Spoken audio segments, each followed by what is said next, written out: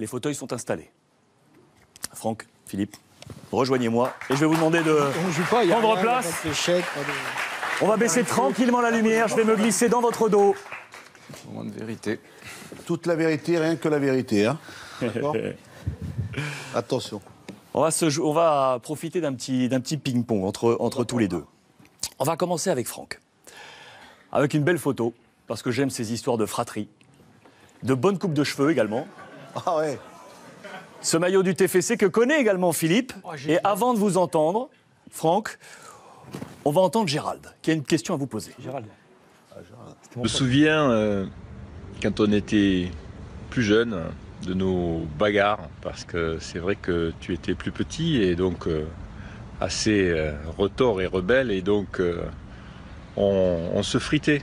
Et un jour, tu avais trouvé une bonne solution pour finalement m'empêcher presque à tout jamais de me battre avec toi. Tu peux le raconter peut-être? Alors Franck. En fait, au moment où il me frappait, j'ai fait le mort. J'ai retenu ma respiration, je suis resté les yeux révulsés, tout ça, et il a tellement eu peur qu'il m'a jamais pu toucher. Non, c'est vrai? Ouais, c'est vrai, ouais. Vous aviez quel âge? Bon, je sais pas, je vais avoir 8 ans, 10 ans, un peu plus peut-être, je me rappelle plus. Donc vous faisiez le mort, Ouais. plus de respiration, et lui, il a flippé. Voilà, j'étais pas mal en apnée. Et il peut nous dire quelque chose sur la coupe Désirless, là? Là, c'est la coupe des années 80. Hein. Désirless. Ouais, c'était les années 80, j'avais un coiffeur qui est parti d'ailleurs aux États-Unis, aussi, il est à San Diego.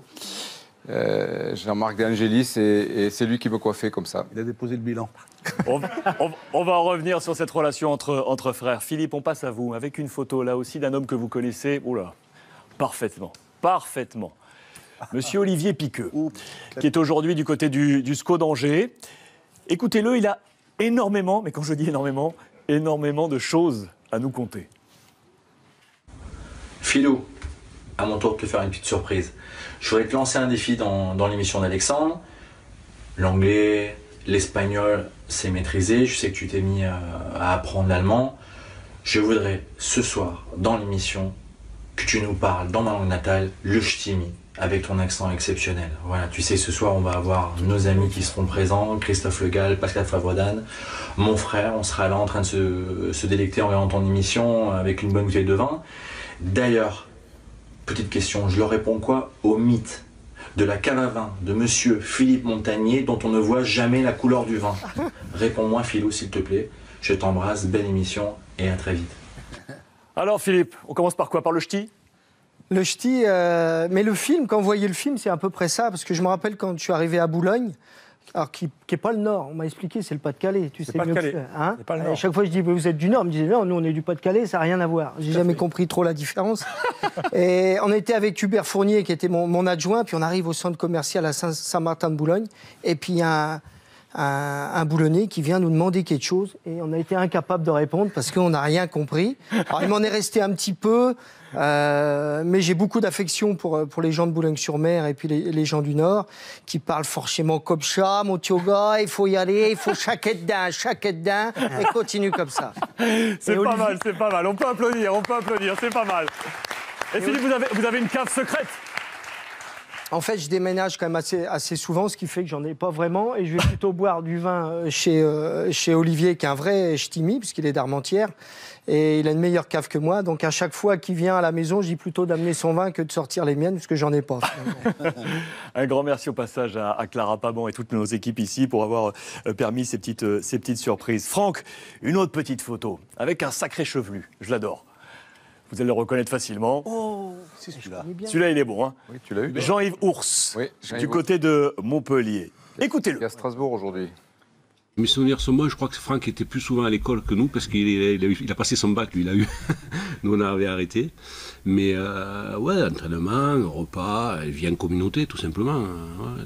Dans un centre de formation avec un couple de personnes qui nous gardaient, monsieur et madame Saez, qui étaient un peu nos parents de substitution, parce que bon, on était tous pensionnaires. Et son frère, Gérald, il y avait Lolo Blanc, Pascal Baïs, Jean-François Scala, Robin Huc, enfin, on était une dizaine, Kader Ferraoui, Jean-Michel Guédé, de tête, voilà, et puis d'autres qui étaient là aussi. Donc Voilà, on vivait, on avait les chambres, on était 2-3 par chambre. Moi j'étais avec Gérald, Franck était avec Laurent. Et puis on se retrouvait petit-déj, comme dans toutes les vies, enfin, comme dans tous les centres de formation. Alors Jean-Yves Ours, le chevelu. Jean-Yves, c'était le gardien, notre gardien. Avec, ils étaient deux, il y avait Robin Huc aussi, les gardiens de la Gambardella, en fait. Et avec Jean-Yves, on partait en vacances l'été, avec Laurent, mon frère aussi. On partait, dès qu'on avait terminé la saison, on partait direct Ibiza. Et bon, ce sont des... Il y a eu quelques arrêts du côté de Lloret del Mar, non? Il y a eu quelques arrêts aussi, et puis ça fait une soirée, je veux dire, on a failli avoir un arrêt, mais vraiment total, puisqu'on a failli avoir un accident de voiture tous ensemble. Mais bon, ça s'était bien soldé, rien ne s'était passé, puis on a pu continuer nos vacances. Jean-Louis Gasset, c'était le patron à ce moment-là Jean-Louis Gasset était le capitaine de notre équipe, ouais. Le patron aussi du vestiaire, c'est vrai. On a démarré avec lui, avec Bernard Tichner, avec Mario, je ne me rappelle plus son nom, mais latéral gauche. Voilà, c'était eux qui nous ont amenés vers le professionnalisme petit à petit. Et notre entraîneur, c'était Michel Mézy. Michel Mézy, Montpellier, dont on parle encore, bien entendu, aujourd'hui. Philippe, pas de photo, mais une petite vidéo directe pour comprendre un peu quel joueur vous étiez. Lorsque j'étais entraîneur à Caen, il était remplaçant, et j'avais un gardien de but très grand. Mais il sortait jamais. Moi, je ne vous dis pas son nom parce qu'il va être en colère. Et j'ai organisé une tournée en Angleterre pour jouer contre des équipes de D3, D2, D1. Et j'ai fait jouer Montagnier. Et ben, en étant moins grand, il a fait un malheur. Sortie dans les duels, sortie aérienne, maîtrise dans les espaces. On est rentré à Caen et il est devenu titulaire. L'aventure a commencé là. Robert Nouzaret, que l'on salue bien entendu, qui nous a fait l'amitié de nous envoyer ça outre-mer. Philippe, c'était comment ces grands débuts? Vous êtes un précurseur, parce qu'on parlait de l'évolution des gardiens, qui ne sont plus forcément des grands Golgoth ou autres. Ouais, on était une génération dans les années 90, rappelez-vous des Tory, etc. On n'avait pas un grand gabarit. Alors, un petit mot sur Robert, qui a été quelqu'un important pour moi, parce que non seulement il m'a mis le pied à l'étrier comme joueur, mais après il m'a mis le pied à l'étrier comme entraîneur, parce que j'ai été son entraîneur adjoint. Donc c'est quelqu'un qui a compté beaucoup pour moi. Et j'avais un jeu plutôt basé sur la vitesse et la détente. Et là où je prenais le plus de plaisir, c'était dans les sorties aériennes, où jouer comme un libéro. On était déjà un peu, un peu précurseur de Fabien Barthez, qui avait ce jeu-là aussi. Moi, avec moins de talent. Mais c'est vrai que c'était un domaine, malgré mon gabarit, où j'aimais bien sortir de mon but dans la surface. Et en Angleterre, ça avait été chaud, parce qu'on n'a pris que des volets, on s'était fait rentrer dedans. Mais ça nous avait servi, parce que la deuxième partie de championnat, on avait redressé la situation pour avoir un maintien que personne ne croyait. C'est donc un homme fort dans votre carrière, et comme joueur, on l'a compris, et comme entraîneur, lui aussi a aimé à nous le rappeler, regardez. Venir à Saint-Étienne lorsque j'étais coach, et il était mon 3e gardien. Et à la fin de l'année, je ne me souviens plus la date, il est parti à Caen pour être directeur général du club. Et 6 mois après, je l'ai vu arriver dans mon bureau. Oh, j'ai dit, qu'est-ce que tu fais là? Il me dit, je suis parti de Caen parce que je pense que je ne peux pas réussir, on me met trop de pots de banane dans les pieds.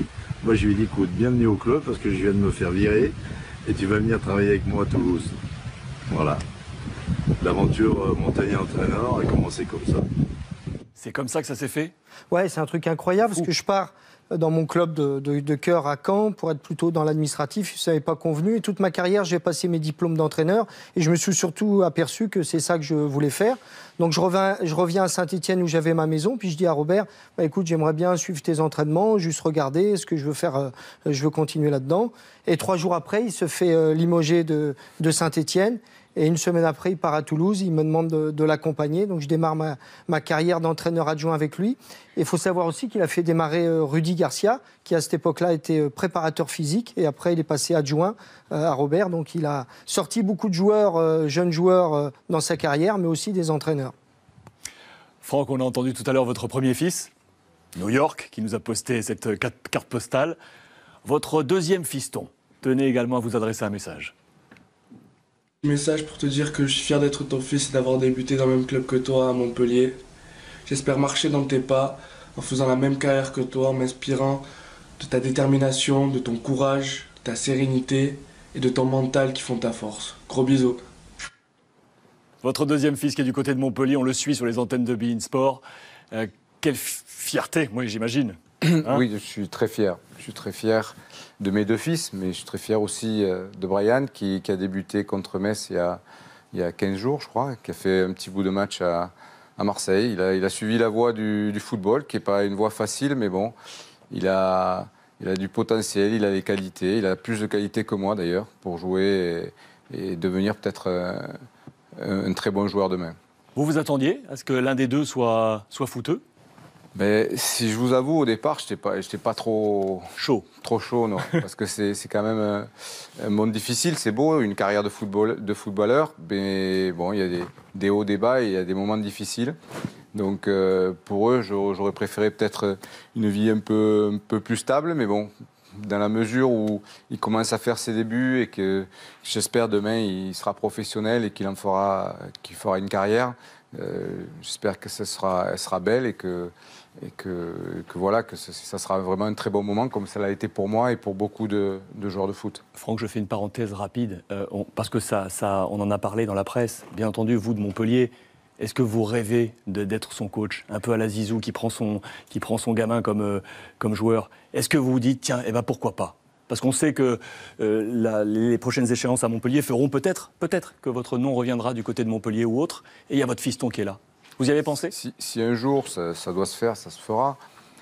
Maintenant, par respect pour les entraîneurs qui sont en place et qui sont en train de faire du très bon travail, j'ai pas envie de parler vraiment de Montpellier, mais en tout cas, si un jour je dois diriger mon fils, je le ferai, il n'y aura pas de problème, parce que je pense que c'est un gamin intelligent, et puis de toute façon, un entraîneur, il prend des décisions, puis les joueurs, ils sont obligés de les accepter.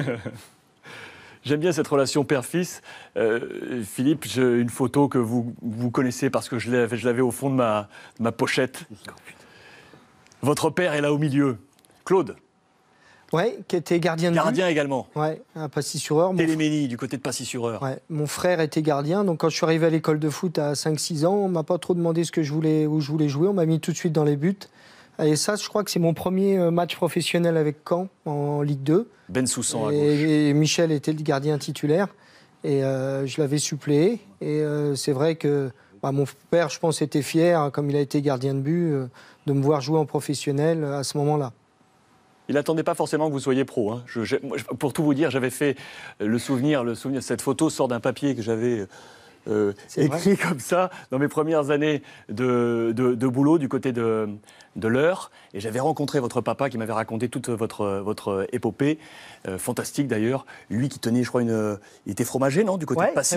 Voilà, je me rappelle. Ouais. Et il me parlait de toute votre fratrie incroyable. J'adore ces histoires entre père et fils. Et cette photo, je trouve, avec cette main sur votre épaule, montre bien ce qu'était votre relation. Hein.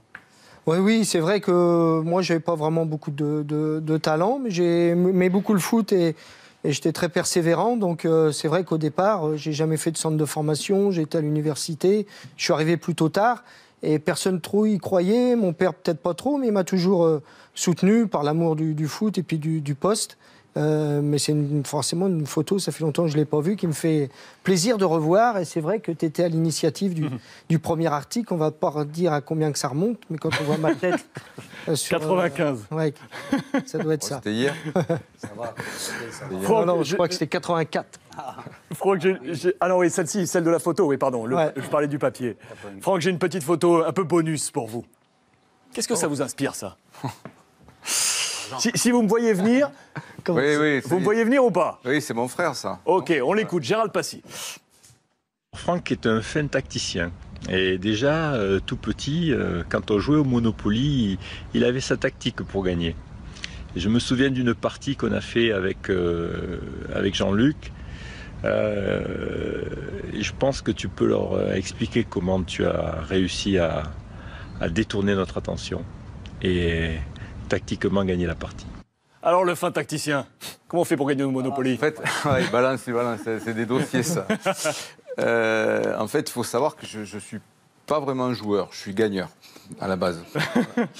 Donc en fait, lorsque je me suis retrouvé dans une situation assez étriquée où je n'avais plus d'argent, et où c'était des parties de Monopoly endiablées. Donc en fait, j'ai jeté exprès les dés assez fort pour qu'ils tombent de la table. Et mon frère et Jean-Luc se sont jetés sur les dés pour voir où j'allais tomber et où ils allaient me plumer. Et à ce moment-là, j'ai fait le plus gros casse de ma vie. Et donc, lorsqu'ils se sont relevés, tout ça, ils se disaient « Ah, ça y est, t'es mort, t'es mort, t'es mort ». Et puis, j'étais pas tout à fait mort, puisque je leur ai sorti des billets, j'ai pu payer, et je me suis relancé, j'ai gagné la partie comme ça. Magnifique. Franck Passier et Philippe Montagnier. Merci à tous les deux, messieurs, pour cette transparence.